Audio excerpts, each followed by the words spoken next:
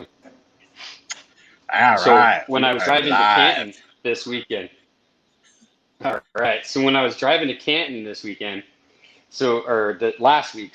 Wednesday. So I'm driving over there, and I get like 2.5 hours from my hometown. And while I'm there, all of a sudden the truck starts getting the death wobble. Oh yeah. Like 85 miles an hour, and I'm like, like it was crazy at first. Like I was pretty scared at first, and then like I stopped, got out, checked everything, and everything was fine. I'm like, that's weird. It must be the death wobble. I'm like, no way. And then I'm like, well, I'm gonna record it if it happens again. So then the second time it happened was like 50 miles later. So I had like my phone on like video like the whole time, and it was just recording like the ceiling. And then finally I turned it off, and then it happened, and it was like 50 miles. And it happens then, and I'm like, oh my god, and like, oh crap, my phone, I forgot. By the third time that it happened, in like 2 more miles, I had my phone out like in selfie mode. One drive, like, yeah, look at this, man, this is crazy. So yeah, man, with the Ford death wobble, and then a dirty hotel room on the way to Canton, it was pretty crazy. So, but that's okay. We got there, we slung some product, and everything was good, man. All right. So, oh, you know what? I just found out. Apparently, when I type something in here, it's going to pop up on all of the platforms. That makes sense. Right. I didn't know that. Right. Okay. Right. That might get confusing, but we'll be all right. Okay. Hey guys, Yeah, welcome. We've got 10 people in here already, so say hi to everyone. We got 12 people. We got 6 people from TD's Brew and Barbecue Facebook page. 6 from my combined YouTube and Facebook pages. So what we're doing here, guys, if you've been following us along on Instagram, we've been doing this live kind of barbecue talk, beer talk, controversial foods talk, all kinds of stuff. So we've been doing this now for probably like a month on a weekly basis on Wednesdays. And it's been going pretty well. We usually have a pretty good time. We've got some good questions for the viewers tonight that we're going to ask you guys. If you have any questions for us during, please feel free to type it in the comments, and we will address it. Well, everybody knows who I am. I'm Zach with Mad Moose Barbecue. And TD, you want to introduce yourself? Yeah, to I'm our TD 28 viewers. All right. Well, if they're here, they probably know who we are. That beer foamed up really bad at the wrong time. Totally wrong time for that. But that's all right, man. Start off with the money shot right there at the beginning. Oh, that's okay.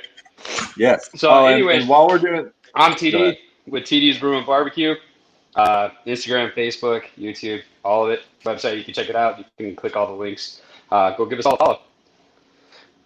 And obviously, if you're here, you know that we both own barbecue sauce and rub companies.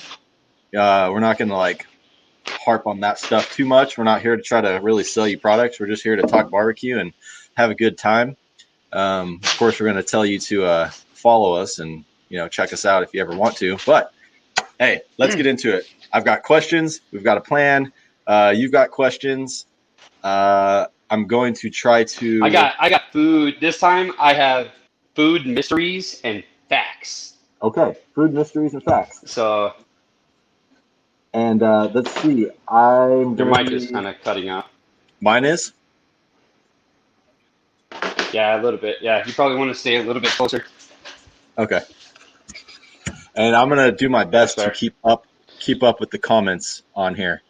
So, let's see who said hi. TNT Barbecue, what's up, man? Jacob Hahn, what's up? I think. Yep, John is in here. So, all right, dude. You want me to go ahead and get started? I've got questions that I kind of posted earlier. Well, yeah, man. All right. So, I'm gonna start with. So now we can bring it on, and now we're gonna hit you with our wealth of food knowledge that we may or may not have, but that's what we're here to find out. Yes, our wealth of barbecue knowledge that we think we know. But anyways, feel free to chime in at any time. Hey, there's the man cooking with CJ in the house. What's up, man? Okay. All right, man. So in your opinion, I know that you have a couple pellet smokers right now, but I know that you do have a PK grill.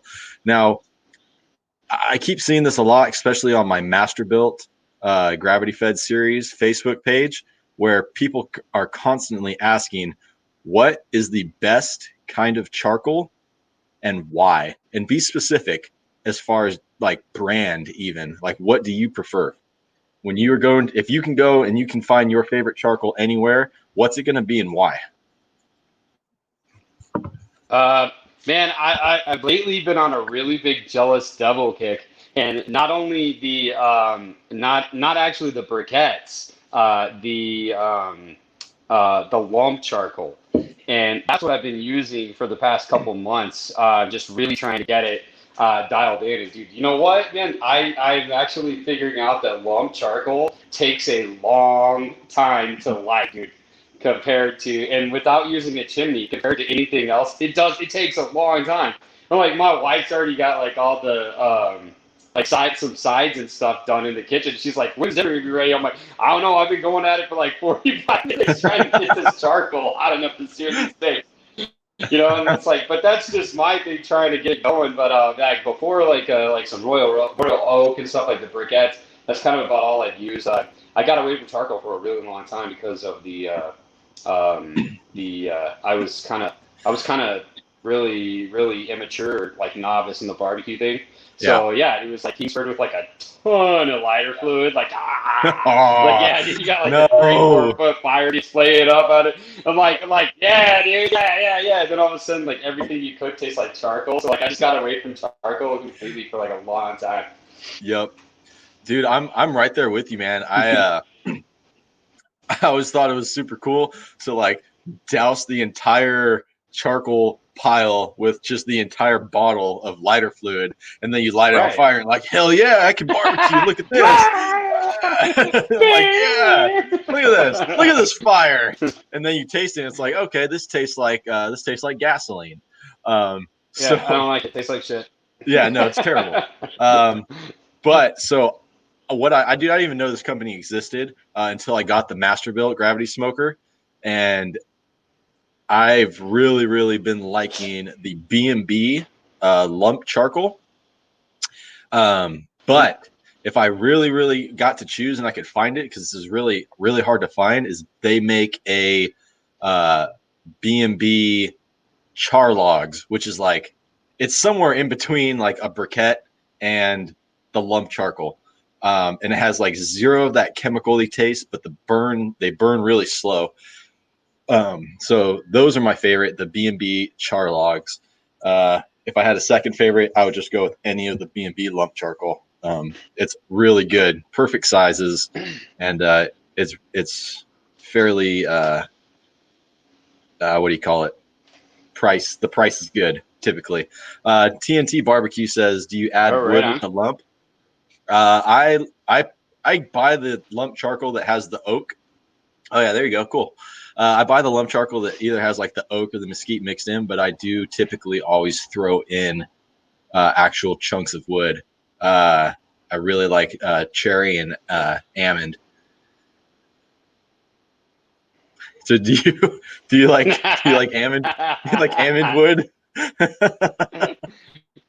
So for the people that don't know, he is talking about almond wood.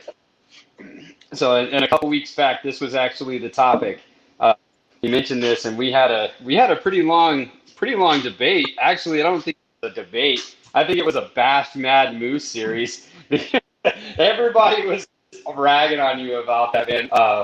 On that the Ammon thing, and we actually did look it up. And technically, I'm not going to say he was right. We were both right because England and UK, that is definitely how they say it. Apparently, is overseas they say it like that. In Europe, is Ammon. And yep. So Okay. he And you were right. He, I was partially right. Jacob, does the B&B burn hot? It does. It burns pretty hot, and I use the chimney to start it. Well, I should say I use the chimney to start it when I'm not using the Masterbuilt. because when you do the Masterbuilt, you have to light it from the bottom, so you can't use a chimney. But yeah, it does. It burns hot, and it burns very, very clean and leaves very little ash. So if you can find B&B lump charcoal, highly recommend. You can get the 20-pound bags for like $15. So yeah, good question. Thank you. Right He's on. like, what's up, right on, dude. Ryan? So, Ryan Hoodwin's here, and Glenn Ewing is here. It's not like Porkwood. That's the thing. So now we talked about our. No, wait, What? can you guys hear the train? Oh, yeah. Do Can you you guys hear hear it? that? Just so Can you you- know, that is what we call. Yeah, I can hear it. I'm sure everybody else can. Yes. That is the spice caboose. When the Yes. spice caboose goes by,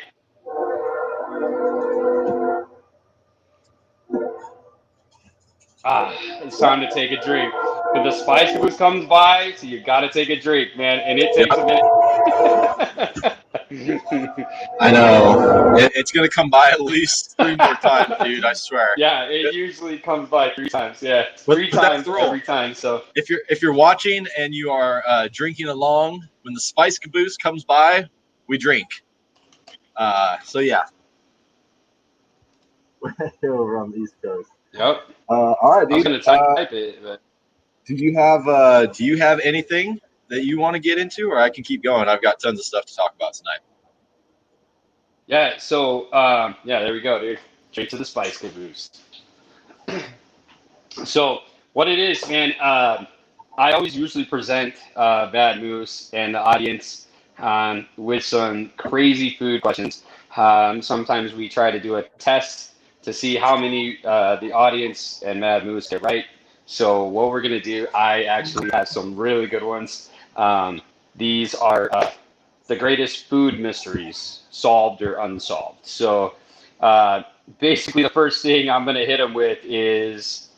And if you can, Moose, can you type this and we can throw it up on the screen so everybody can see it as we move on to the next topic. So what we're gonna ask the question and then we'll move on to a topic, and then we come back and answer the question. So Yes. why is a pound cake called a pound cake?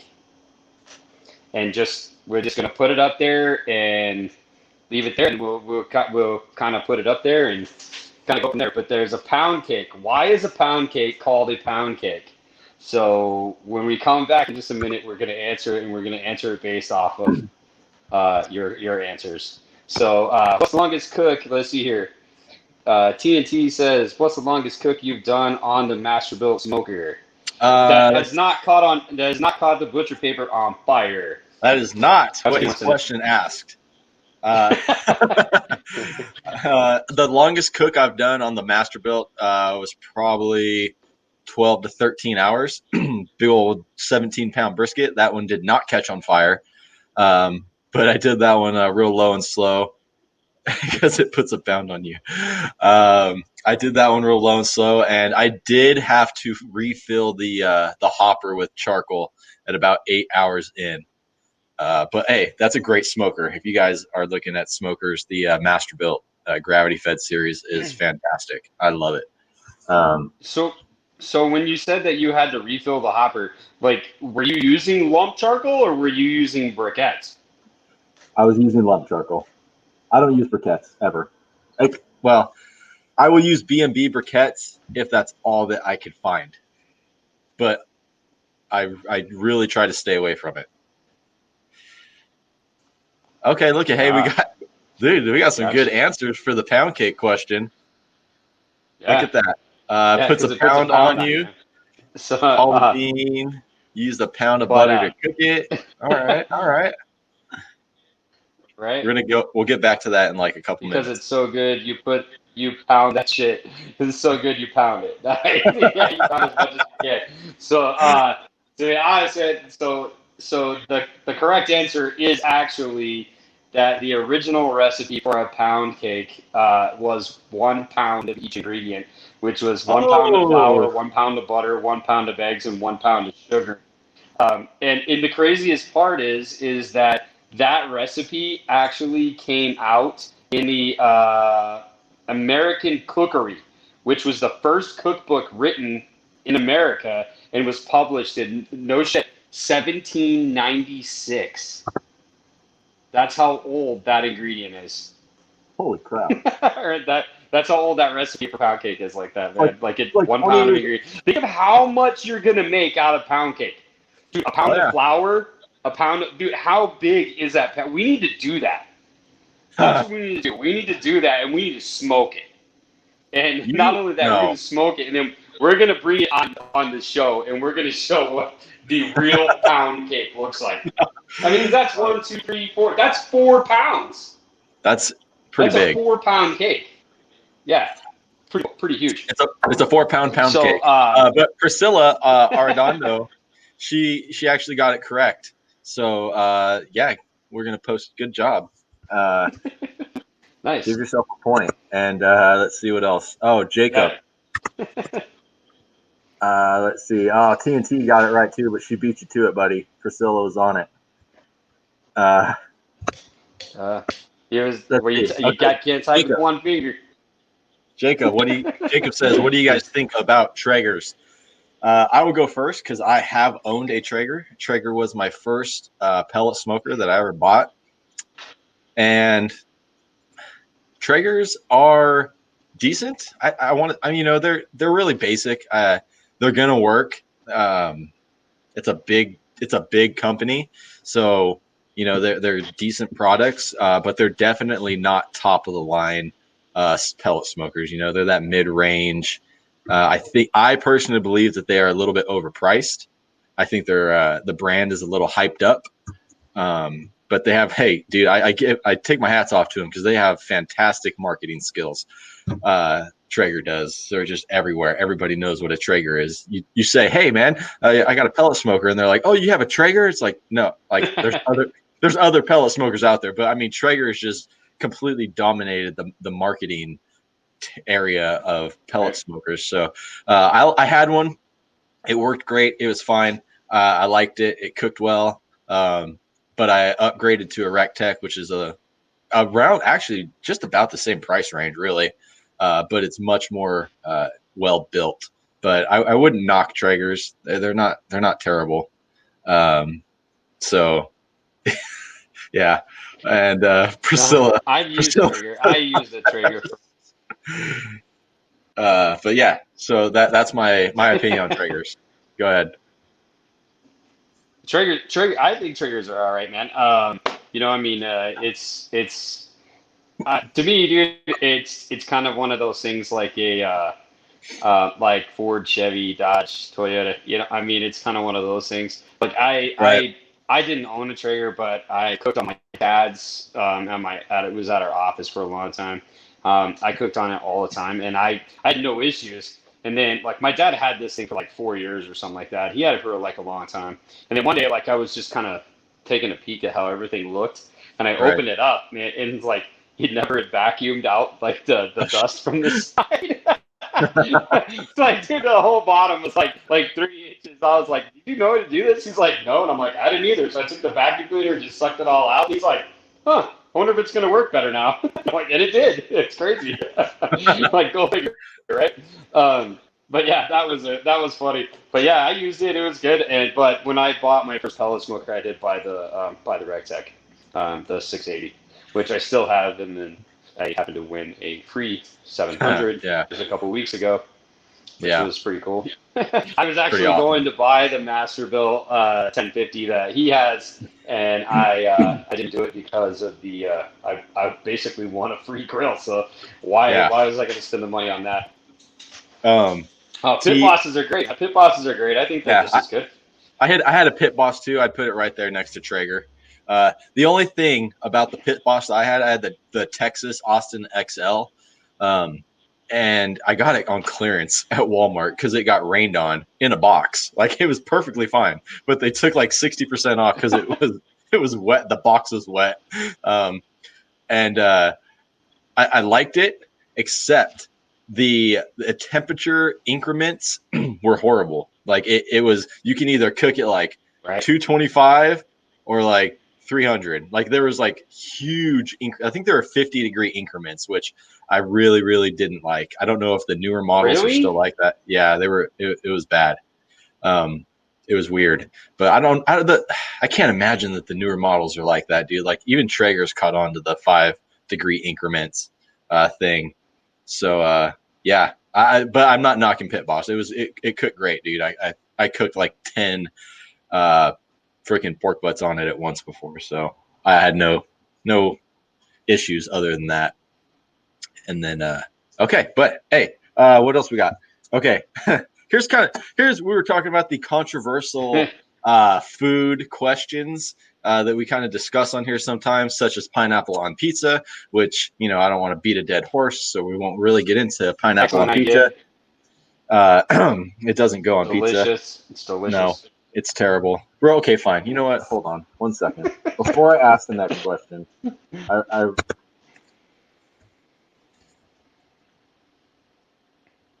So the yes. So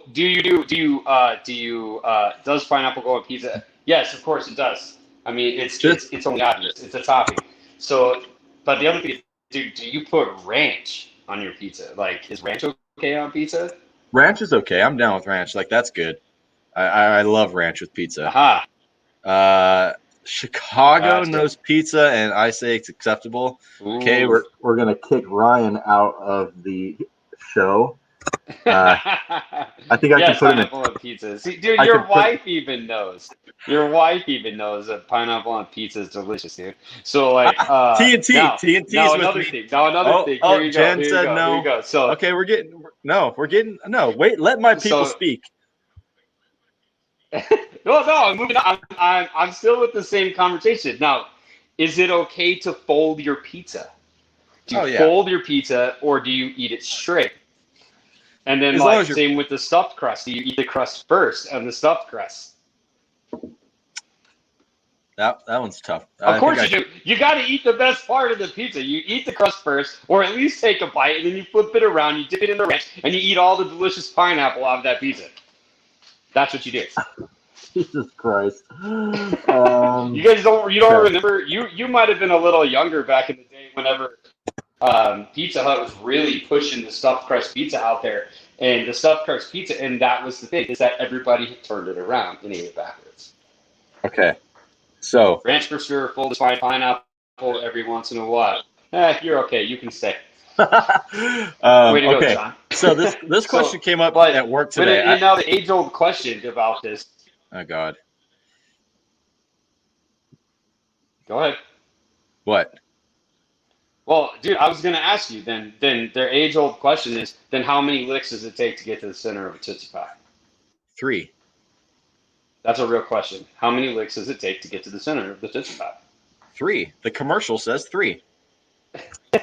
So, but I remember pineapple does one pizza. We established this. Yeah, 1, 2, 3. Yeah. Ryan agrees. 3. Well, Priscilla feels very strongly about the ranch on pizza issue. I hate ranch on pizza. Yeah, in caps. In capital letters. She's not messing around. Don't talk about ranch. Like watch the commercial. Exactly, it's 3. But to be honest, in real life, you get to the center of the Tootsie Pop. Okay, wait. So you're fat.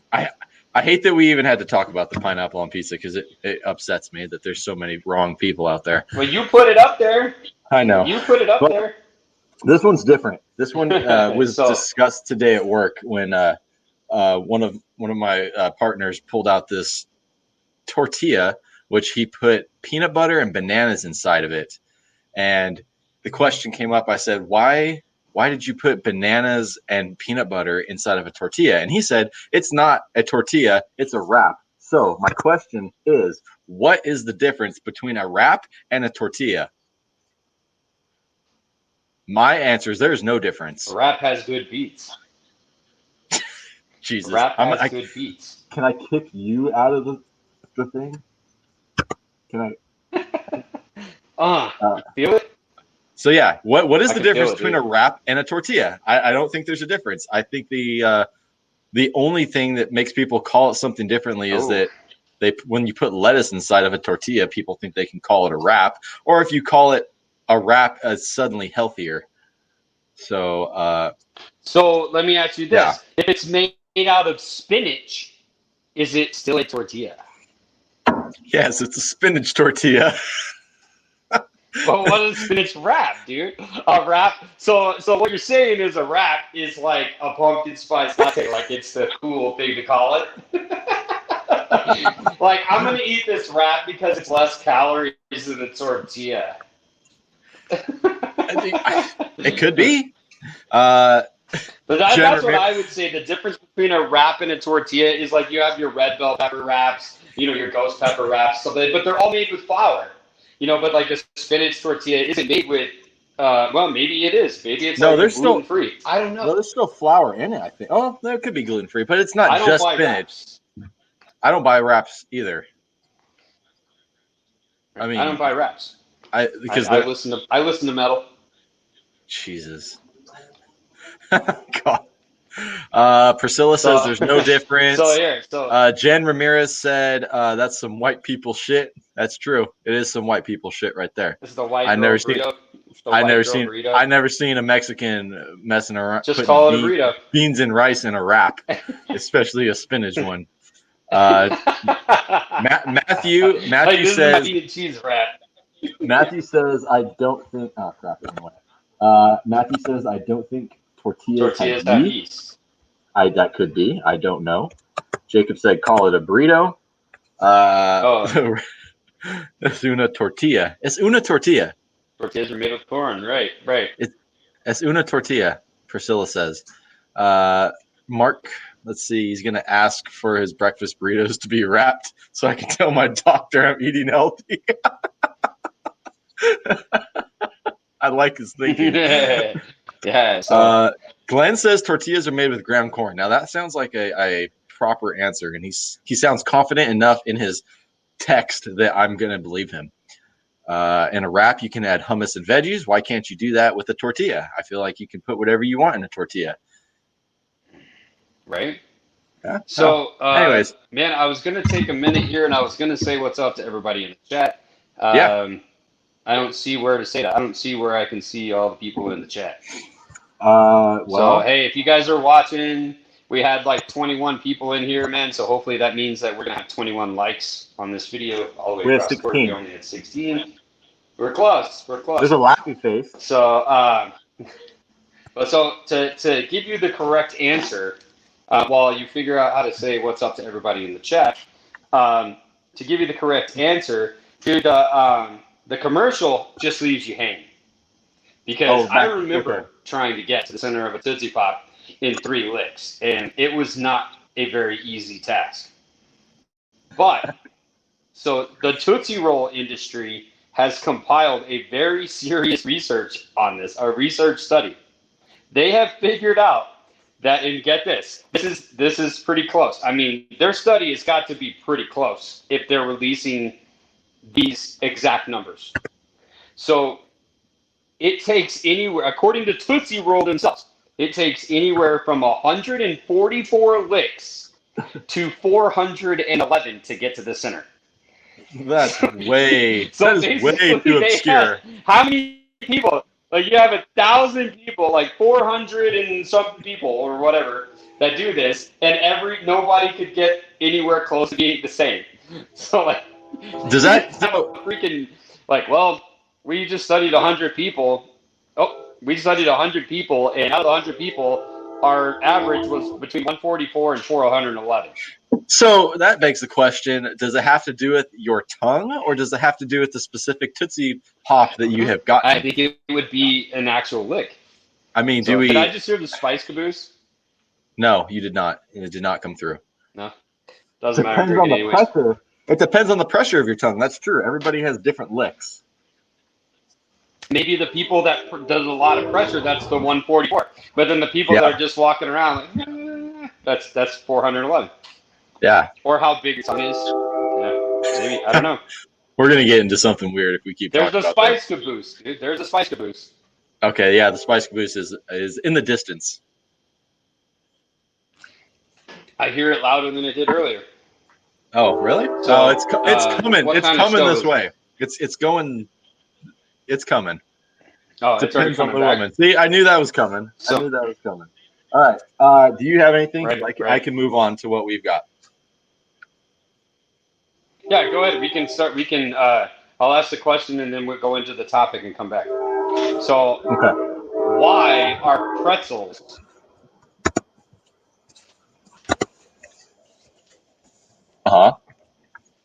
Why are pretzels shaped the way they are? So, why are pretzels shaped like pretzels? I guess. Okay. So, And we'll come back to that in a few what's minutes. up, Ray? Oh, did Ray finally show up? Oh, nice of you to join us, Ray. Did. He did. Join us on Yeah. YouTube. Oh, our #1 fan, but yet he's 30 minutes late. So, Thanks for joining us, Ray. Okay. yeah. So Yep. we've talked about what your favorite beer would be. We've talked about, in the past, what beer, if you could make your own beer, what would it be? We have never discussed what is the worst beer that you have ever had. Coors Light. Really? Yeah, pretty probably. I don't know. The worst beer I probably ever had. I probably have to say probably like Coors Light, man. Like I do not Really? like Coors. Actually, probably Miller, dude. Miller gives Miller, me okay. intense heartburn like immediately, man. Like it just the second it touches my lips, I'm like, I can't do it. Yeah, I don't Okay. like Miller Light and I don't like Coors Light. When I was like 20, I'm looking to get dehydrated. I don't want to Okay. get rehydrated. Okay, fair enough. When I was like 20, 21 years old, and we were a bunch of broke kids that partied every single day, we found this beer that was called Game Day beer. And it was like $3 for a 12-pack. And we bought like all of it. And What? yeah, dude, it was, so we would use it for beer pong beer. And dude, like honestly, I've never seen so many people throw up while playing beer pong because this beer just tasted like rotten apples. Like that's what it was. Like if it got a little bit warm, like you play beer pong, it gets a little bit warm by the end. Way. Oh, dude, it was just like eating rotten applesauce that like someone pissed in. It was horrible. Let's see. Ryan Ramirez says Kirkland beer. I didn't think it was too bad. It wasn't good, but I didn't think it was terrible. Jen Ramirez, jalapeno beer? Come on. No, jalapeno beers are good. Oh, that would have to be good, man. Yeah. Glenn Ewing says all of them. Ray Nunez says anything IPA. Ray, you can actually leave if you don't need to be here anymore. Brian says something with prayer, if I remember correctly. Glenn drinks ciders because it's healthier. Guinness. What? How do you not like a Guinness, Kevin? You're killing me, man. It does, come on. That's upsetting. Keystone and Coors. I agree with the Keystone. And okay. Ryan was talking about the pretzel question. Okay, let's get back to the pretzel question. Yeah, he was talking about pretzels. I was wondering, I was like, that's a really weird thing to talk about for your least favorite beer. So why are pretzels shaped the way they are? Let's see. Matthew says shaped like praying children. Jacob says resemble the crossed arms of praying children. Right, so that's like the resemble the cross arms of praying children, and then I think what Matt was saying, the shape of the praying children, that's what it is. They're interlocking arms like in a circle. Yeah. Okay. I didn't know that. That's what it is, man. But yeah,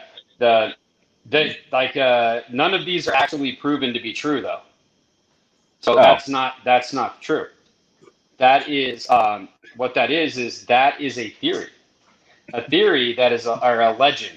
An Italian monk used to give pretzels to children who learned their prayers to mimic the interlocked arms of the children in prayer.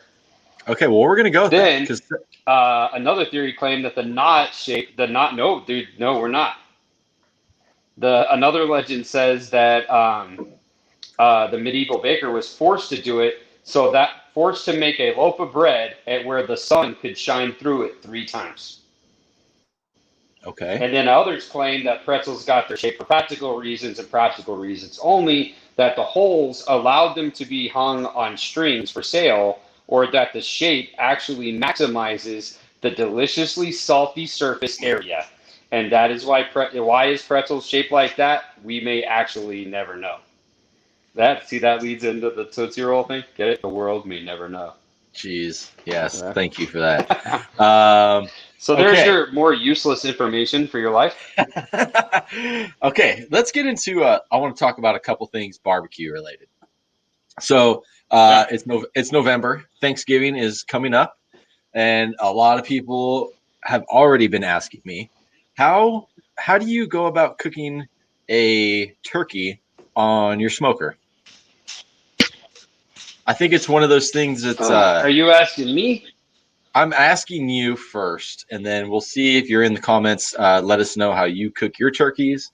I'll let you answer, then I'll answer. But I think it's one of those things that it freaks people out cooking a turkey. Any poultry, dude. Like, you dry it out, so especially the turkey. It's gonna be like Right. National Lampoon's Christmas Vacation when they cut it open and it's bone dry. Nobody wants that. Deflates. But what? Tell us. How do you cook? How do you smoke your turkeys? So, I don't technically smoke my turkeys ever. I bust out the deep fryer and I deep fry my turkeys every Oh day. wow. I love deep fried turkey and I love fried turkey like more than anything else. Fried chicken is my favorite all-time food, but I love fried turkey. So yeah, I did smoke a turkey breast last year for the first time. It was just a breast. And what I did, I injected it with either Creole butter or any type of buttery marinade like Tony Castri's like Creole butter. I just inject it, and I inject so much in there that it's basically swimming in butter. Like it's a pound of butter per pound of turkey. Like a pound turkey, so pound of butter per pound of turkey. No, I just inject like almost a whole bottle, as much as I can get in there, and then I usually hit it with some Cajun seasoning on the outside, throw it in the deep fryer, and it's good. But I did the same thing, but I did it actually on the rectangle bullseye, and put it around about 200 degrees for a couple hours, and then cranked it up to like 350, like the last like few minutes, and it worked great, man. It worked out great. But like, how long does it take to fry? Usually, I think it's about 6 minutes a pound is the rule of thumb. So if you got a 20-pound turkey, you're gonna fry it for 6 minutes per pound. So you're looking at, I think it's like 45 minutes or something like that. It's a lot of 45 minutes minutes. or hour, something like that.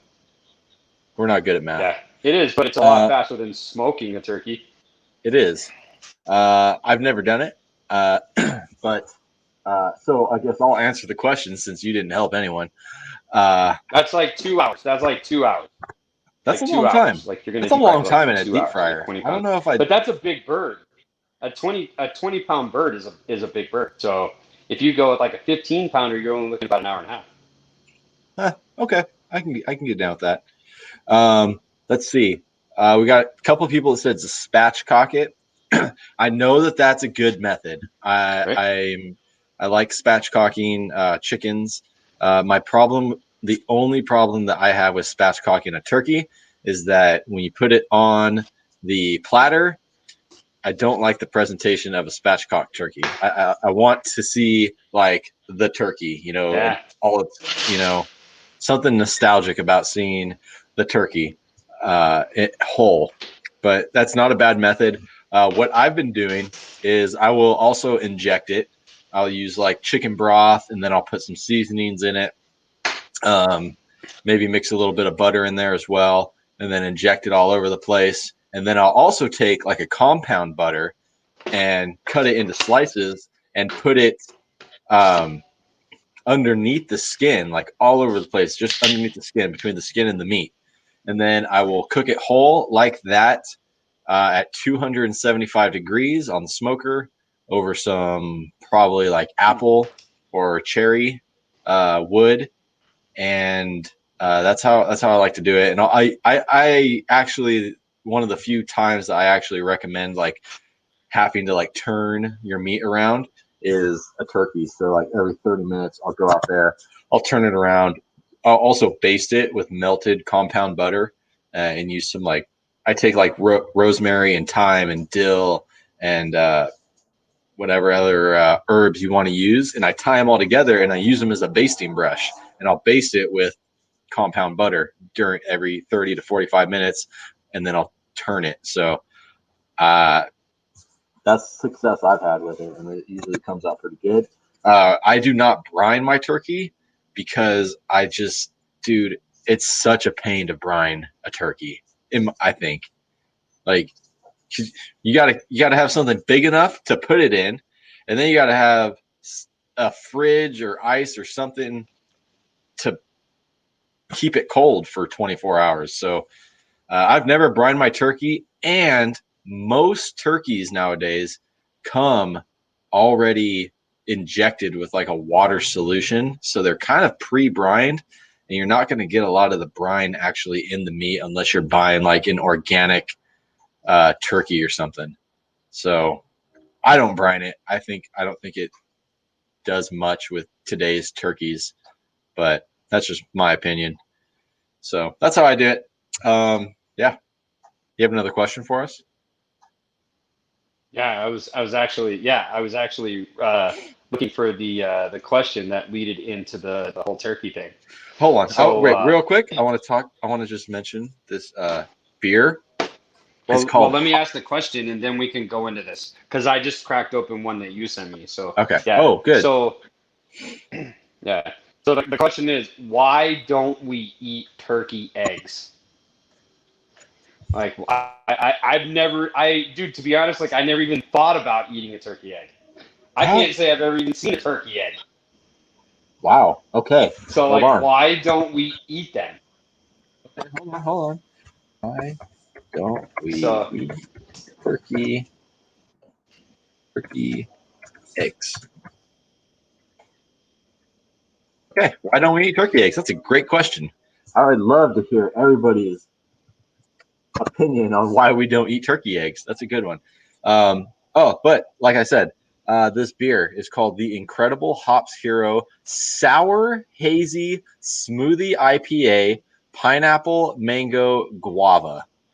And I just wanted to shout this brewery out. Good. It's a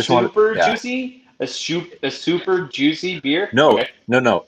It's a sour hazy smoothie IPA with pineapple, mango, and guava, and it is made by New World Ales in San Carlos, California. And dude, I just had to give them a shout out because that was a great beer. It has lactose in it, which is like the new thing to do with IPAs, and I absolutely love it. That was a good beer. Milkshakes, dude. I still have that one that you sent me, dude. I gotta try it. Okay, so that brings it up for everybody watching. TD lives in New Mexico. I live in California, and we have been doing a couple beer swaps back and forth. So I'll send him a 6-pack of California local beers, and he'll send me some like Texas, New Mexico beers, just so we can try different stuff out that we typically could not find in our own areas.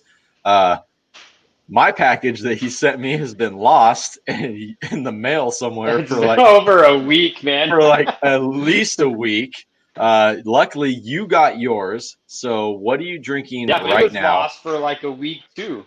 Yeah, yours was lost for like a week too, coming to me. That's just so weird because I mean, we ship stuff all the time, and I rarely have stuff delayed that much at all. And the fact that it took a week for your beer to get to me when you sent it like 3 days before I sent mine. Yeah. And I think I got mine on Tuesday. It's so absurd. Anyways, the one I got here, this is a Terrifico Mexican lager. This can is badass, dude. I dig it. Yeah. I like I all bought- the little decals, like all the little skulls and stuff on it. That Yeah. thing is cool, man. I don't see exactly which brewery it's from. Though Terrifico Mexican Lager, like it doesn't. Oh, Central Coast Brewery in San Luis Obispo. Is that how you say that? San Luis Obispo. Not Luis, like Lewis. Yeah. San Okay. Luis Obispo. Yeah. Oh, San Luis. Okay. Okay. I was trying to throw that accent on there, dude. Yeah. But yeah, it's a great Mexican lager. I love me some Mexican lager. Yeah, I knew you would, and I knew you'd like that can. I thought that was a really cool can. That's what made me buy it. Priscilla, are you referring to the beer that I was talking about? Is that what you're asking where we can get it at? I don't know. Or are you asking where we can get turkey eggs? Yeah, or where can we get turkey eggs? So I didn't really see a lot of responses for why we don't eat turkey eggs because apparently nobody knows. Nobody knows. Nobody knows. Ryan Ramirez says because they don't have nuggets, which is also a thing. Where are the turkey nuggets? I've never had those either. Yeah, dude. How come we don't have? Yeah, how come we don't ever have like Great boneless question. turkey wings? And Priscilla, That's a good idea. answer your question, she said yes. I don't know where to get turkey eggs, but you can. I get these beers in Modesto at a liquor store called Sharp Liquor. It's on Crow's Landing Road.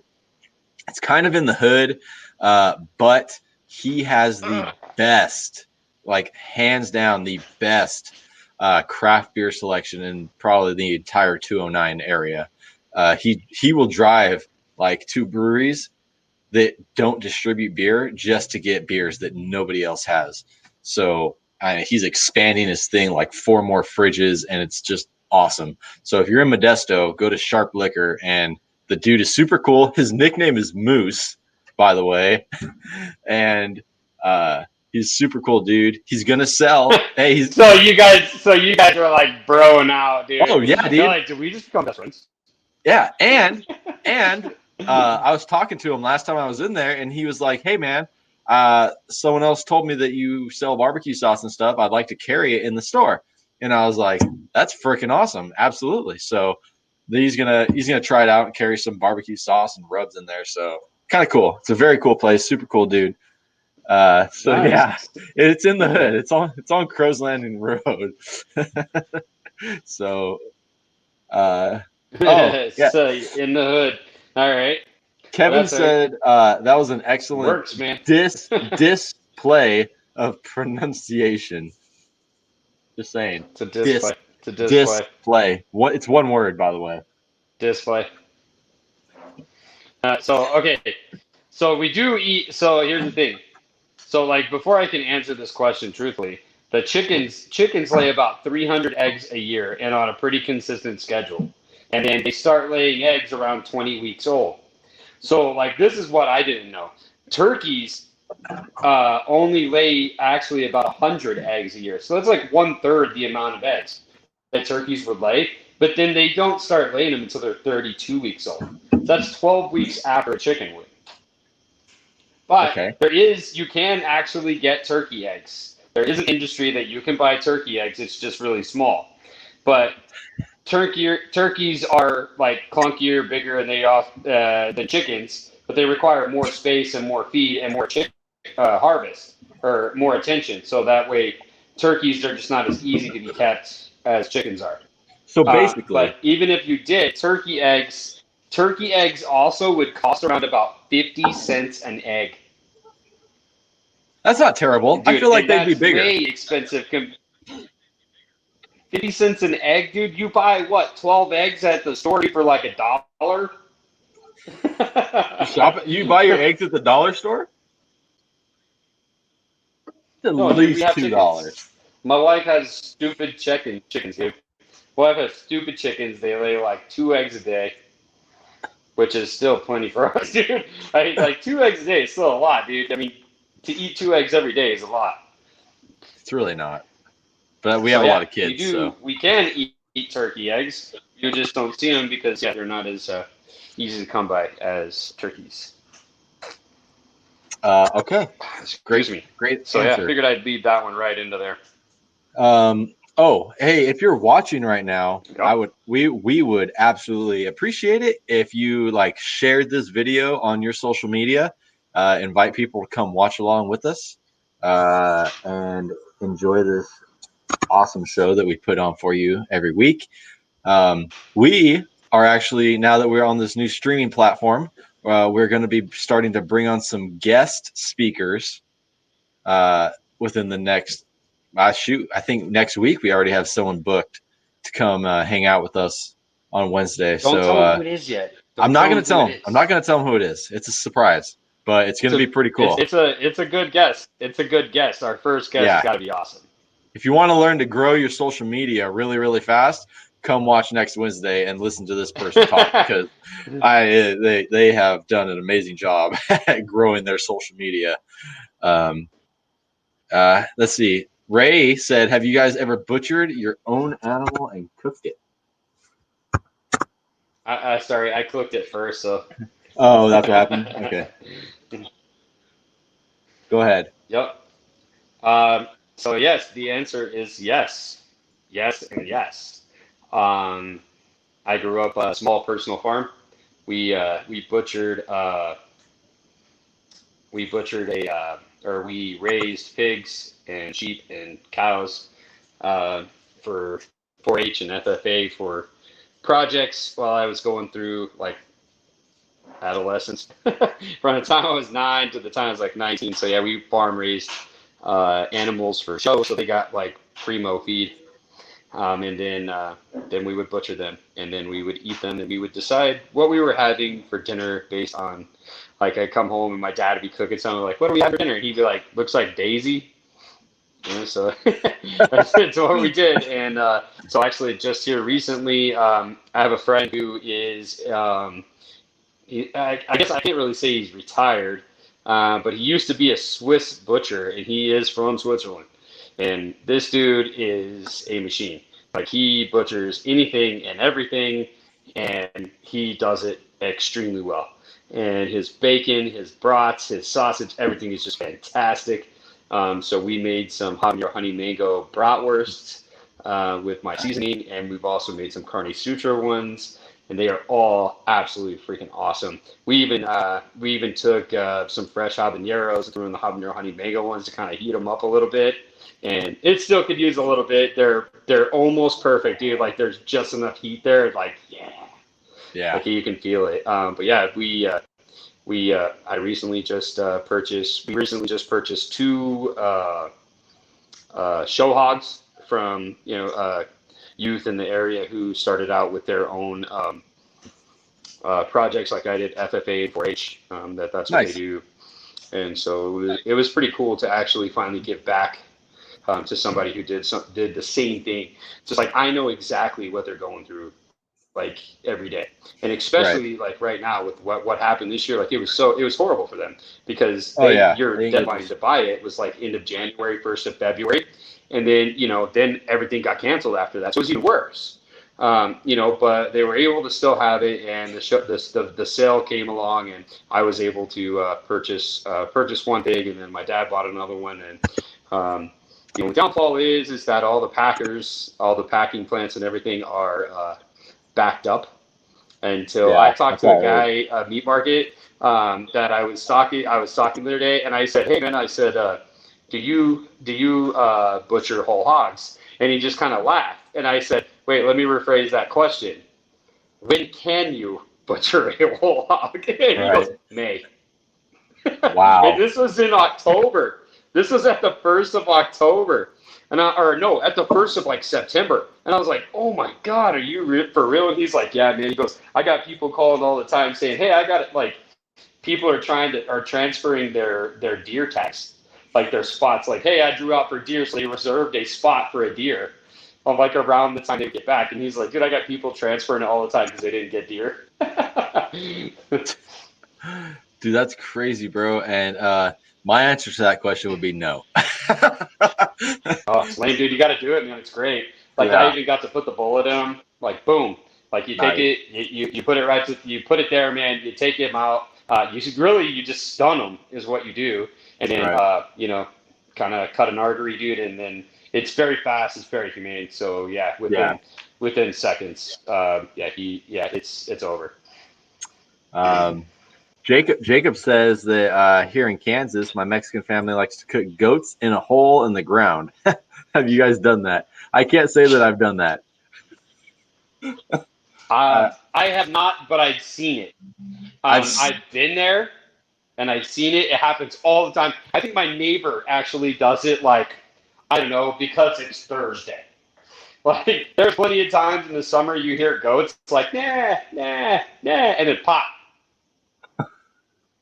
And like right after we moved here, there was a goat screaming, and all of a sudden there was a pop. And my wife looked at me. She goes, "What was that?" And I'm like, "The goat."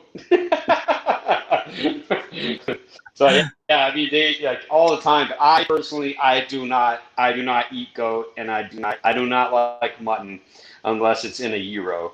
Like if it's mixed with the beef or something like that. I typically like if I go like to a Brazilian steakhouse, the first thing I'm asking for is the leg of lamb.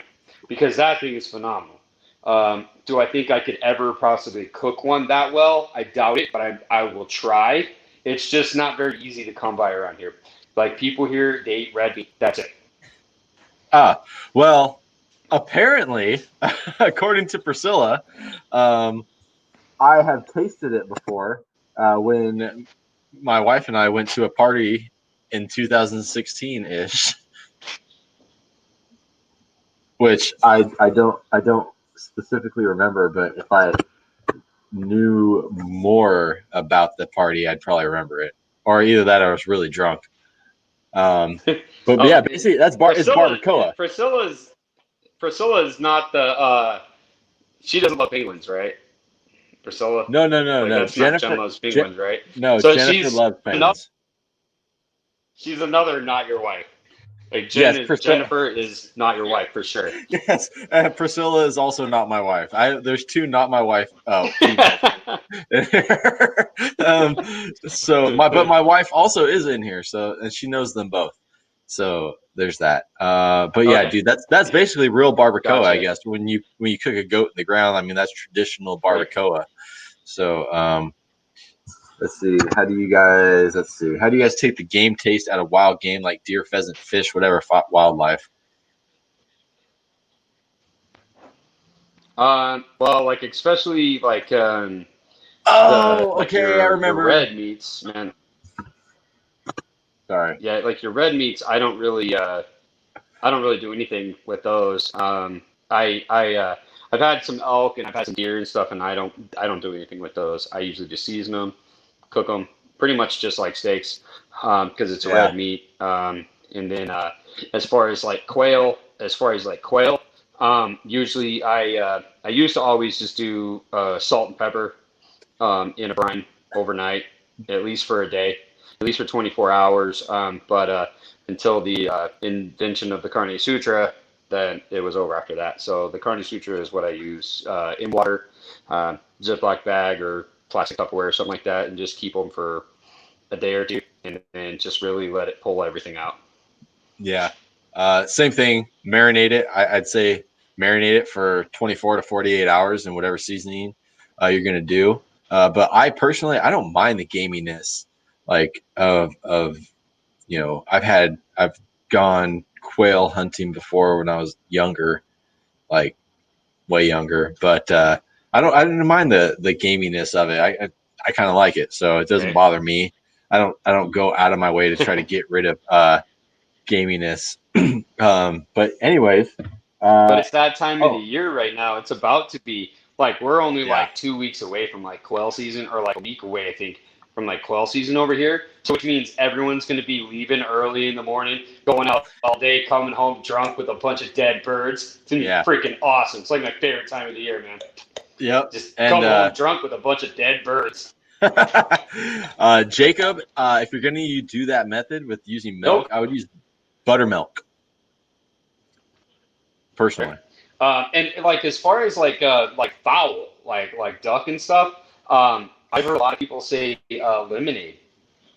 If you catch a wild duck, to take lemonade and marinate it in lemonade, especially if you're gonna fry it. A lot of times they do strips, Yeah. excuse me, of duck or something, like they take lemonade and they marinate it in lemonade and then batter and deep fry it. Oh, all right. There you go. Game flavor is part of the experience. Exactly.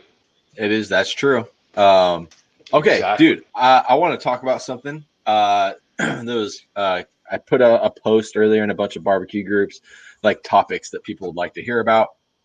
A lot of people in here, I'm sure, travel, go camping, game days, tailgating. Well, maybe not this year, but typically people go tailgating and do all these outdoor events, the beach and stuff.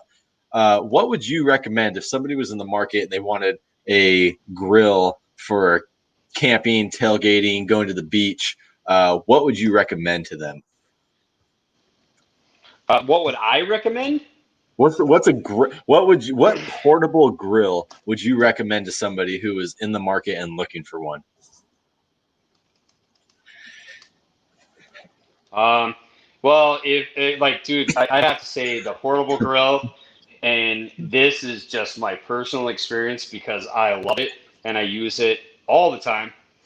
Is the Rectech Bullseye. That's the one, man. Okay. So I love the Rectech Bullseye, dude. It gets like 650 degrees. You can sear steaks on it. You can smoke low and slow. It's pretty portable. It's the same thing as like a 22-inch Weber kettle. Is basically what it is with a pellet hopper, and it's great. I love it. But I do also love my PK, which is a charcoal fire. But other than that, man, or Blackstone. That's the one things I can say, man. I mean, I love my Blackstone too. So yeah, to be honest, those are the answers. Okay. How many flavors of Fruit Loops are in a box? Yes. Who can Sorry, answer I that? guess I didn't type that right. No, you commented it and then posted the comment. Let me answer the portable grill question. Oh, right. Quick. Well, that's weird because it's commenting under me. So, yeah. No, go ahead. That's why I put that up so we could talk about it. If I had to recommend a portable grill that you could truly take anywhere easily, like the Bullseye, that's a good choice, but the Bullseye is kind of cumbersome. Like I wouldn't drag the Bullseye from the parking lot onto the beach, kind of thing. It's electric. And it's electric, so that's also a downside. I know where you're going with this. Where? Go ahead. Okay. It's a shameless plug. Let's hear it. It's not. The Fire and Flavor Hero Grill. Now, I will admit, I am an affiliate with them. However, dude, that little thing is awesome.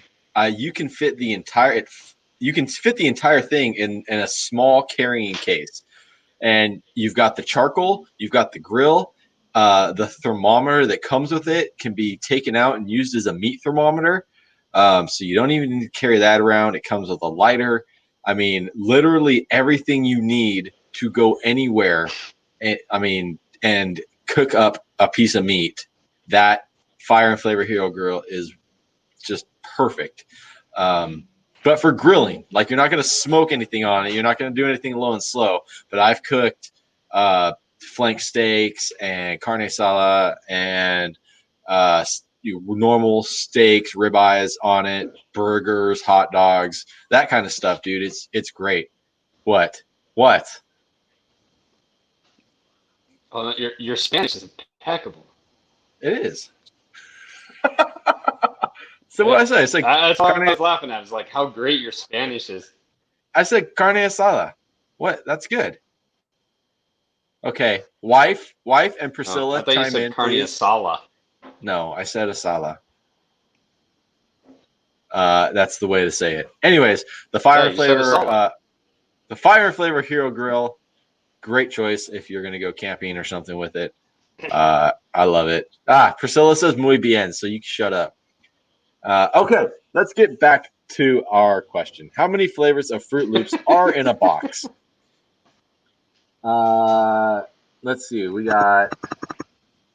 Well, first off, to the question of 1, 2, 3. What's 4, a great 5. portable There's grill? 5 color. There's 5 different colors on there. Okay.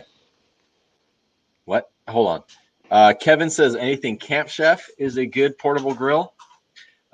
Mike McDonald says Old Smoky. And homemade charcoal indirect heat or a 22-inch Blackstone. Ray loves the Hero Grill. So, anyways, Right on. Back to how many flavors of Fruit Loops are in a box. How many? I think it's there's probably like 6. There's 5 different colors. So how many flavors? That doesn't mean there's 5 different flavors. Ryan said that they're all the same flavor. They all taste the same. Mike McDonald said 1 flavor, several colors. And Priscilla says 7 different flavors. And Jacob told me to take a piece of scrap pipe and weld it up and make your own portable grill. I got the Hero Grill for free, so I'm just gonna go with that. The Char Griller side box. Right. Carne asada. I'm just re-saying it for them so they can judge me. Okay, so there is only, despite the many colors, there is only 1 flavor of fruit. Oh! And it's fruit. It's what? Yep, it's only 1. It's fruit. And it's flavor actually, fruit? the way that they say it is actually F-R-O-O-T. Fruit. That's it. Fruit. F-R-O-O-T. Fruit flavor. Wow. I feel like my entire life has been a lie. Fruit flavor. 1 flavor, different color dye. I feel like my entire life is. That's just right. I like the blue ones. Well, it doesn't matter. The blue ones are the same as the red ones. Oh. Spice Caboose. Spice Caboose.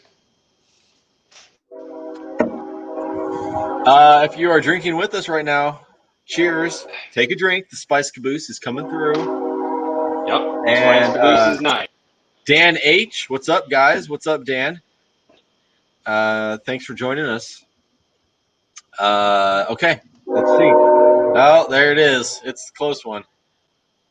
I swear, dude. Some of these train conductors, man. They're just it's really annoying. Okay. Dude, you can't do it like that. You gotta click the banners, and then you gotta create a new banner. Oh. What? Well, then I'll type it in there. So I got it. So yeah.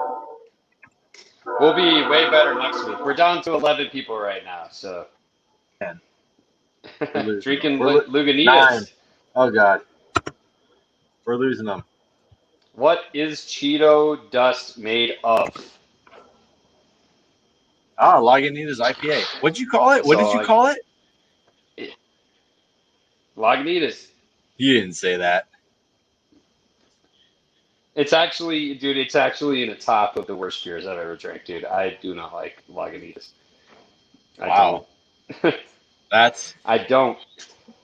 That's very wow. I'm not even gonna touch on that. Anyways, what is Cheeto dust? What is Cheeto dust made of? It's such a bitter IPA. Anyways, what Cheeto dust made of? And why you guys think of that? But when you yeah, go ahead. Bring up your next topic. Okay. Oh, and real quick, for the people that are here watching, thank you for being loyal. And at the end of this, we'll be asking a question, and the winner of the question, the first person to answer correctly, will be getting a Mad Moose Barbecue koozie and a rub of their choice. I will be giving away a rub and a koozie tonight. Solid. So at the end of this, we got like 20 minutes left. So at the end of this, we'll ask a question, and the first correct answer will win a prize. So keep watching. Like 20 minutes left. We usually go about an hour and a half. And yeah, gonna give something away. Let's see. Hold on 1 second. Right. So is it really cheese in Cheeto dust? Wait, we haven't even talked about a different thing yet. We gotta let the people think. I know, that's what I'm saying. I'm just going time. Is it cheese? Is it real cheese? Where is Jen with penguins? Not my wife. I don't know. I I don't know don't where know where she's at. your wife is. I don't know where she is. So, Uh, but anyway, what's your question here? well, actually, I was going to ask a question, but Mike had a good question. He said, "Have we talked about our favorite proteins yet? And what's the best protein combos for your sauces and rubs?" Ah, that's a good question. Go ahead. You can lead it off. Okay, well then I will obviously go with my favorite protein is beef, and my favorite combination for beef, as far as rubs especially goes, is the chop house. You hit it with the chop house first and get a good coating of that on there. Whether you're doing steak, brisket, doesn't matter, tri-tip, everything, and then you give it a nice little dusting of the Mad Moose Barbecue original rub, and I think that is a fantastic flavor combination for any beef protein that you're going to cook. I did a brisket like that recently, and it came out phenomenal. Like one of the best briskets I've ever done. That was my last YouTube video, was that brisket, so it came out awesome. Right on. Right. Oh, Jen is asleep apparently. That's her husband, Ryan Ramirez. Oh, Yeah, okay. That's his yeah. wife, not yours. That's his wife. It's not my wife. My wife is Uh, Mrs. Masoto that's in here. But yeah, we hang out with them. They're cool. He makes really right. good He makes really good cookies. But anyways, so we'll go Nice. ahead and you Nice. can answer the question. What's your favorite protein sauce rub combo So, for that protein? my favorite protein is obviously steak as well. We're both big steak guys. I like flank steak. I like tri-tip. I like steaks. Just beef in general. I would probably say that the steak and the beef, obviously the carne sutra, because you got to make love to your meat. That's what it is. Amped up salt, pepper, and garlic on a tri-tip or on some flank steak. Can't beat it. I mean, that's what I use all the time.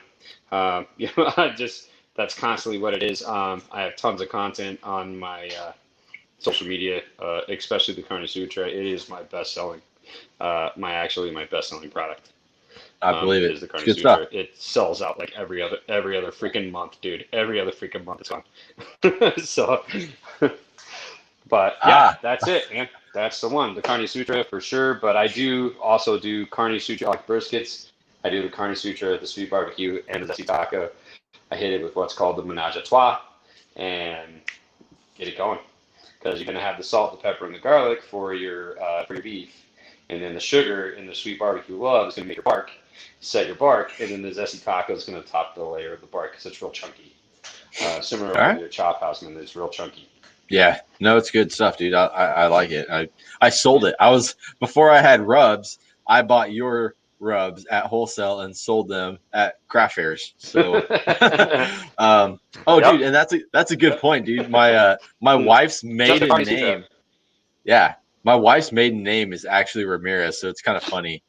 Yeah, Jen loves penguins, What? Ramirez. Yeah. So, but Jen's maiden name is, I can't even remember what Jen's maiden name is. But anyways, yeah, that was my wife. My wife's maiden name is Ramirez. So Penguin. Priscilla is Jen the the only Penguin. person. Priscilla's the only person that I think actually answered the question about the Cheeto dust, and she said cornmeal. Yes, she's the only person that has answered. So, you guys, what is Uh, Cheeto dust made of? What is it made of? We're gonna answer he's gonna give us the answers in like 60 seconds. Dead Cheetos. Dead Cheetos. um, No, not quite.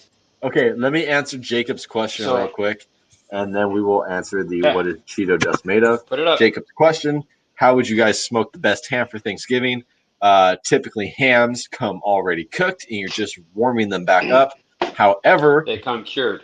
they come they come cured, aka they're cooked. Cured. Like you can buy a cold ham and eat it. Um, but I do Yep. like to smoke them at like 250 to 275 degrees, uh, as long as I can until that internal temperature hits 165. It doesn't really matter because it's already cooked, but you just want to get it up to like 145. All you gotta do is 150. heat it back up. Make sure your heat hot all the way to the center. And I'm actually a fan of the hams that come with like the packet of glaze where you like mix it up yourself. The glaze is really good. Honey glaze. Yeah, Yeah, like dude, that honey glaze. Yeah, it's really good. And then like that last like 20 minutes, crank it up really hot. No, excuse me. You crank it up really hot to like 400 degrees, and it gets nice and crispy. Like that's the best way to cook those spiral hams, dude. So, Ryan Ramirez says unicorns. Dan H says yellow 5.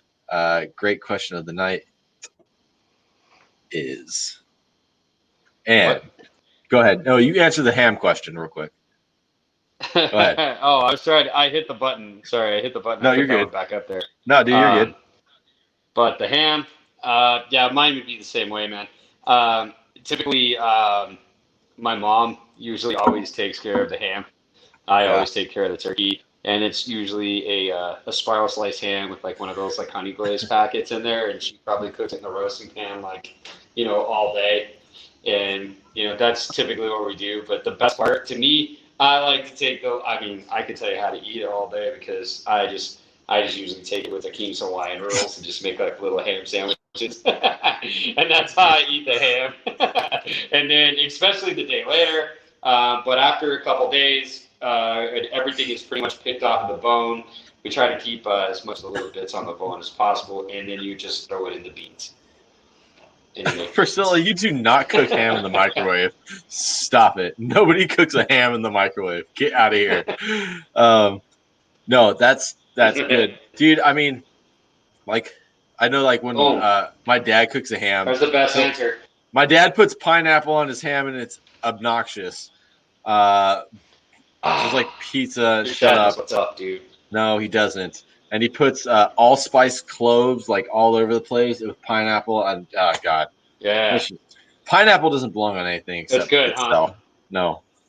Anyways, okay, let's go back. I want to know the answer. What is Cheeto dust made of? We've got some answers here. Let me go over some answers before you tell us. Priscilla says cheese powder and other MSG or cornmeal. Ryan Ramirez says unicorns. Dan said yellow number 5. Oh, okay. I didn't see that question my wife asked, but we're gonna get to that after this question. John Martin said that Cheeto dust is magical Trump skin flakes. And Cheeto dust is what? Magical Trump skin flakes. Dude, one thing we don't do here, dude, we do not talk religion, politics, or money.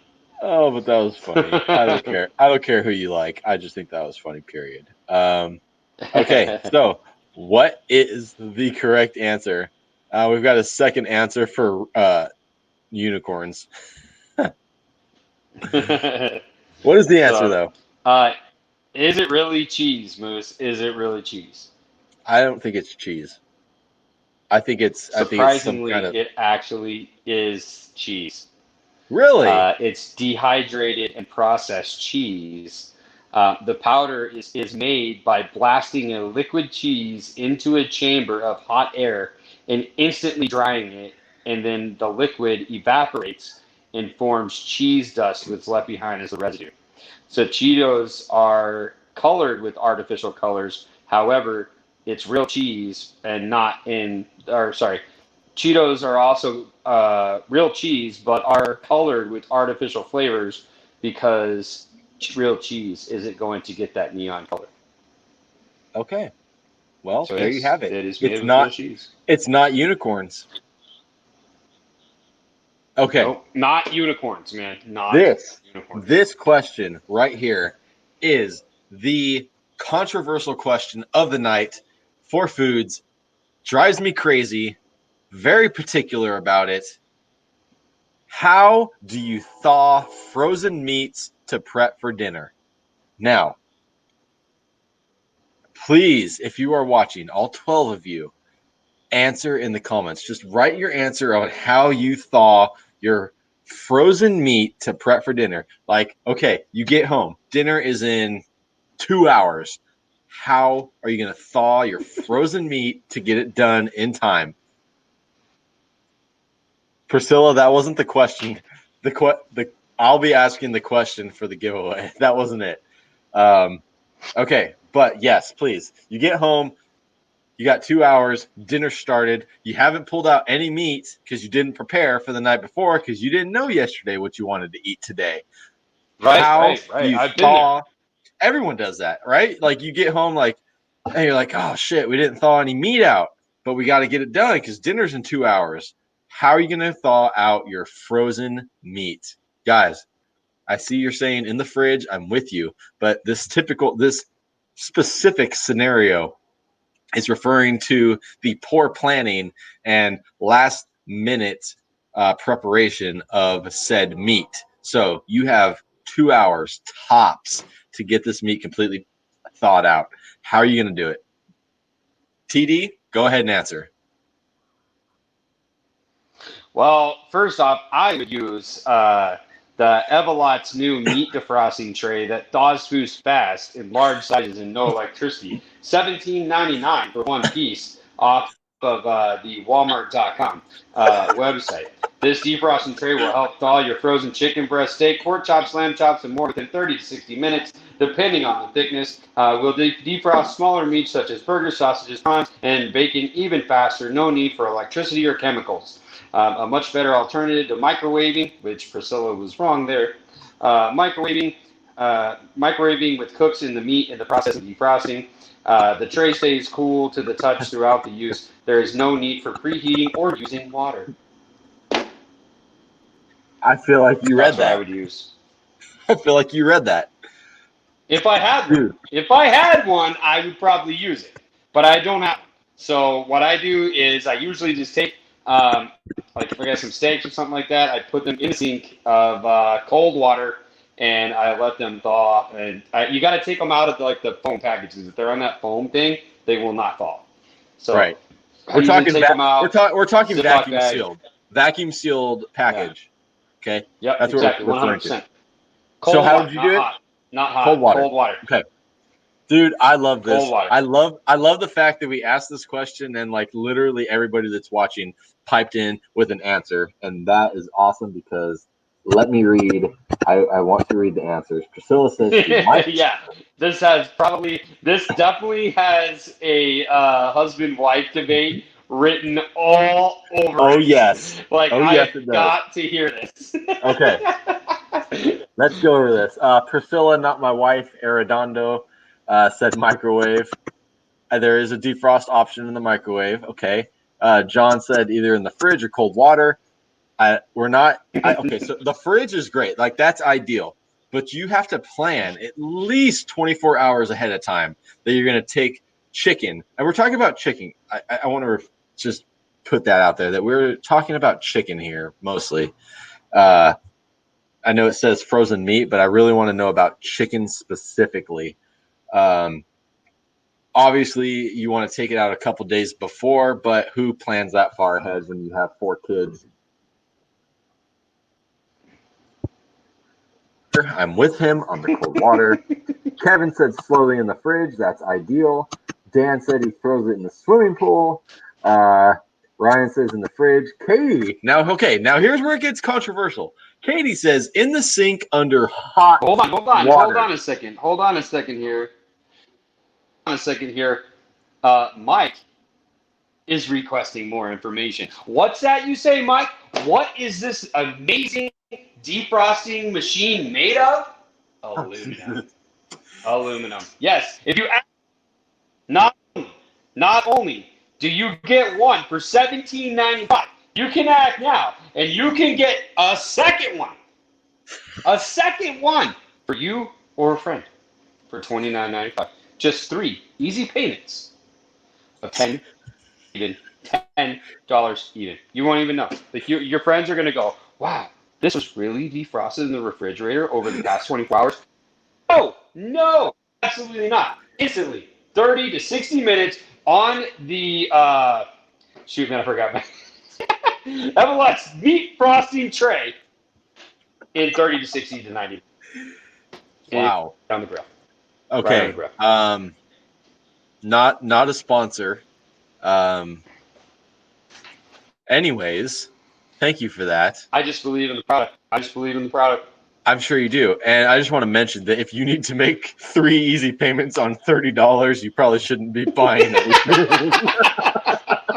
3 easy payments. $9.99. Okay, let's get to the controversial part of And this, which Katie brought up perfectly. Thank you, Katie, for being controversial and wrong. In the sink under hot water. Oh. Opinion? I don't know. I've never done that. That's too hot because then it would cook it, right? That's like why you don't put hot water. That's why you don't put hot water in like cake mix when you're baking a cake. You always put cold water or cold milk or whatever or like hot butter or anything like that because it could start to cook the batter. Damn, dude, did I side with you instead of Mrs. Mad Moose? Not necessarily. Did she just lose an argument right here? Oh! So my mom Marissa, you need to like text me beforehand and tell me like what to say. So it depends. Mike said it depends on the protein. My mom says agrees with Katie. My wife says hot water in a bowl. Kevin says scalding hot water in the sink. Oh, Jesus. Kevin is agreeing with his wife after he said to defrost it in the fridge. Wow, Kevin. Complete 180, bro. Anyways, Priscilla again with the microwave. Ryan, a bag in the sink, cold water, drain and repeat after 20 minutes. Jacob, in a vacuum sealed bag, dipped in hot water. Okay, Jacob's on the hot water club. Ryan, leave the package in cold water, and I change the water out every 10 minutes. My dude, right there. That's it, dude. Yes, that's exactly 100%, dude. Like, if I stick my hand in the water and it's no longer cold, I drain it and I refill it. Like, it's seriously like probably 10 to 15 minutes, but I don't time it. I just go over and check and be like, yep, flip the meat over. Sometimes, like, because it floats. Sometimes, like, if it floats, you got to flip it back over. And you want the other side in there. Yeah, 100%. 100%. Dude, okay, hold on. Sorry, Marissa. I gotta scroll up here, dude, because this was the most controversial question and the most like answered question that we've had all night long. Is it a fat cap? Is it a fat cap up or down question? It really is. Everything is a 3-hour debate, man. So yeah, okay, this so could be one. This could be one. Didn't realize they would do that. Okay, so Ryan said put it back in the freezer in DoorDash. Okay. My wife is liking all the correct answers, which she thinks is the hot water answers. Priscilla dropped the mic. She's still on the microwave club, apparently, at this point. John Martin says, I've definitely put frozen chicken and burger. I have a feeling Priscilla uses the shit out of that microwave, dude. She might. I don't know. They're like, hey, dude, no. Yeah, keep going. I have the next $1 million question, dude. Wait, no. Hold on. Hold that thought. Because I got to get through the rest. There's a bunch of comments. No, keep going. I'm not going to send it yet. Okay. John Martin, you can cook it from frozen. That is a good point. You can cook any protein from frozen state, and it'll come out fine. So he's cooked it from frozen. I'd much rather do that. Mary Pedretti, a.k.a. my mom. We'll talk about that in a second. She said that I didn't get sick. Whatever. My wife lied and said it was the best chicken she's ever had. Why? Because it was like medium rare. It was already medium rare before you cooked it. Let's see. Who else? Oh God, Ryan. Okay, we'll put that one up. Dan H says Dan H is on the scalding hot water team. Jacob says chicken low and slow. No need for defrost. Okay. Okay, I think that's kind of where we're at. Priscilla changed over to team hot water. Look at that. Katie says it doesn't cook. Well, that's because she probably heats the water up in the microwave and then dumps it in the sink. Yeah. And Katie Oh no, Kevin. Sorry, Kevin says that it doesn't cook. You're wrong, Kevin. It does cook. I read the CDC says it does cook. And then let's see. Oh, dude, the comments on this is crazy. I'm trying to get caught up on this. Hot water would be like sous vide. Okay, I guess it could kind of be like sous vide, but it's not going to be. You would sous vide it. But except for the fact that the sous vide constantly keeps it at that temperature. And hot water is going to change and go to the temperature of the meat. It'll eventually even out. And sous vide, you would sous vide it. You would sous vide chicken at like 150 degrees for like 2 hours. That's how you would cook chicken sous vide. Tap water comes out at about 110 degrees at the most. And then Mike says no hot water. Dan says, "Come on, Kev." That was before. Okay, dude, okay. All I have to do. Listen, dude, seriously. All I have to do. But wait, there's more. This conversation could have been ended minutes ago if we would have just used the Evelot's new meat defrosting tray that thaws fast, large, no microwave or electricity needed. If you call within the next 10 minutes, we will not only sell you one at $14.99, we will give you a second one for a total of $25.99. Just call the number at the bottom of your screen, reach out, and touch someone. Are you done? No hot water needed either. Are you done? Okay, thank you.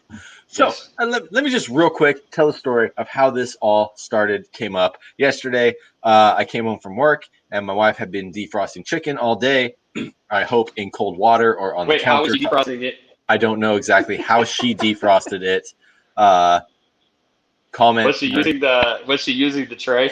Hold on. Was she using the Evelot's tray? Hold on, Marissa. How were you defrosting it initially? So I called my mom, or my mom called me when I was on the way home, and I was like, "Hey, how far along is that chicken?" Because she was watching the kids, because my wife had went to work, and I was on my way home.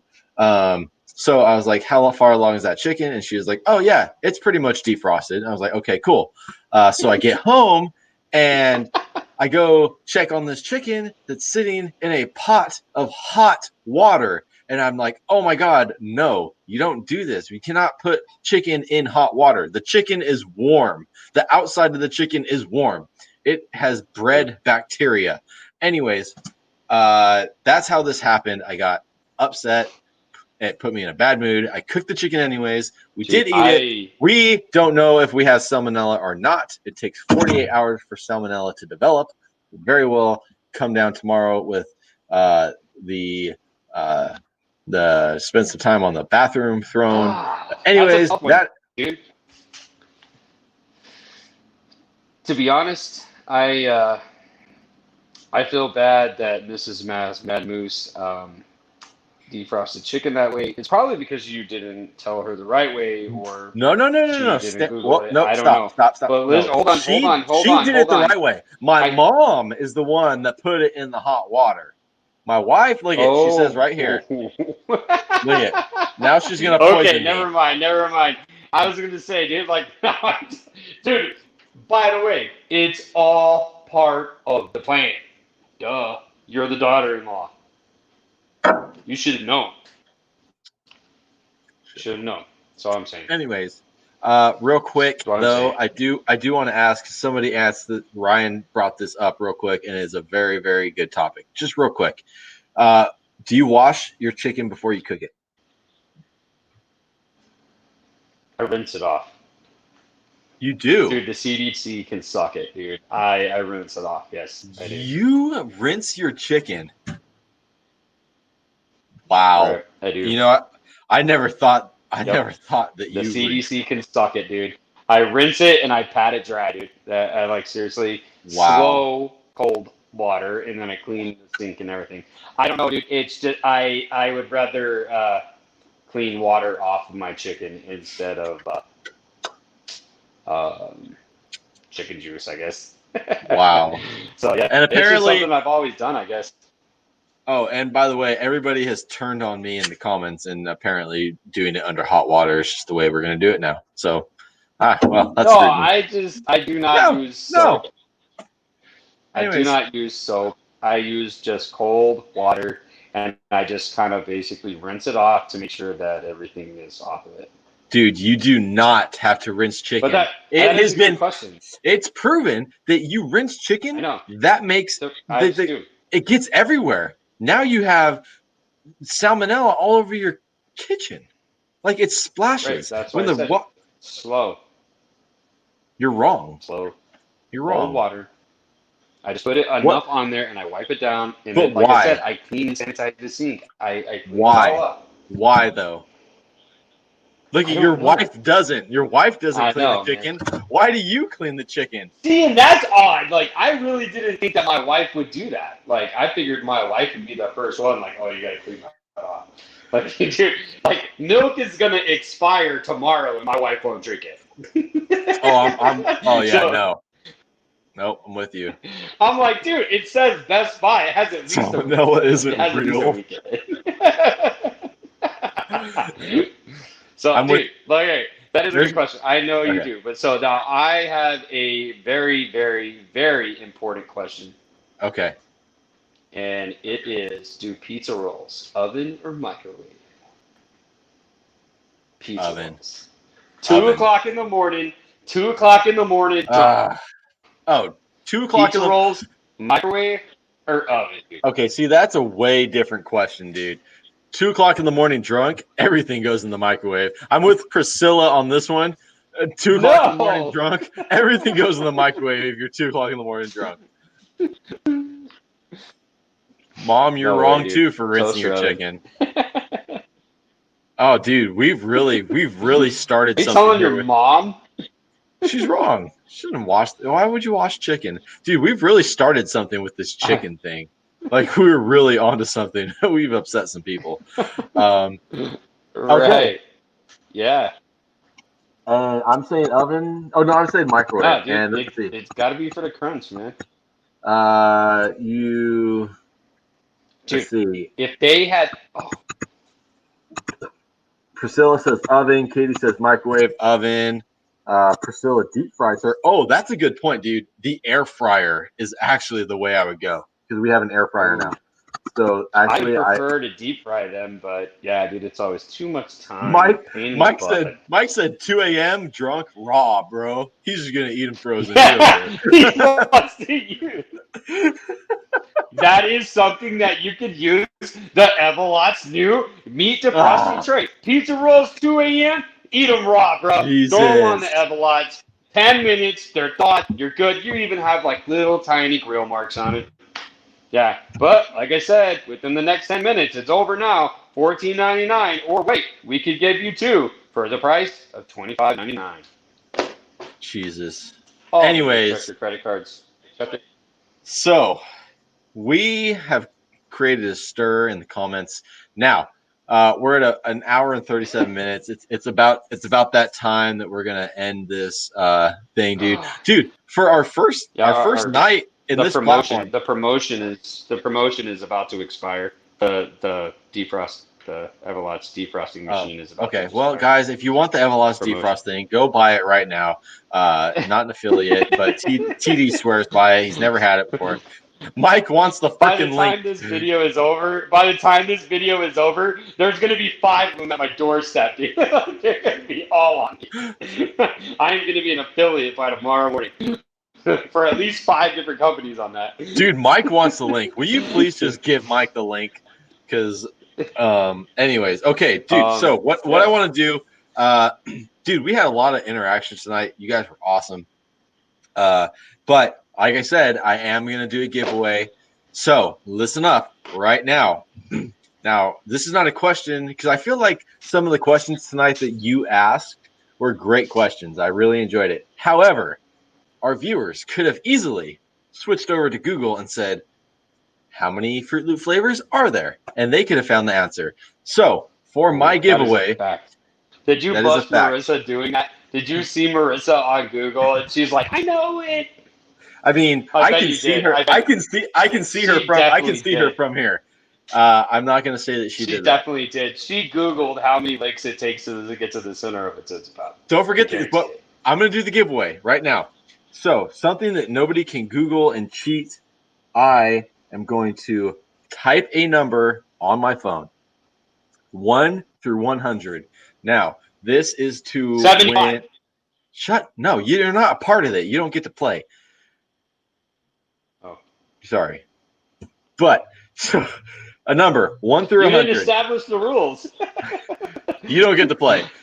1 through 100. The closest person to the number that I have already typed on my phone will win their choice of a Mad Moose barbecue rub and a koozie for free, delivered anywhere.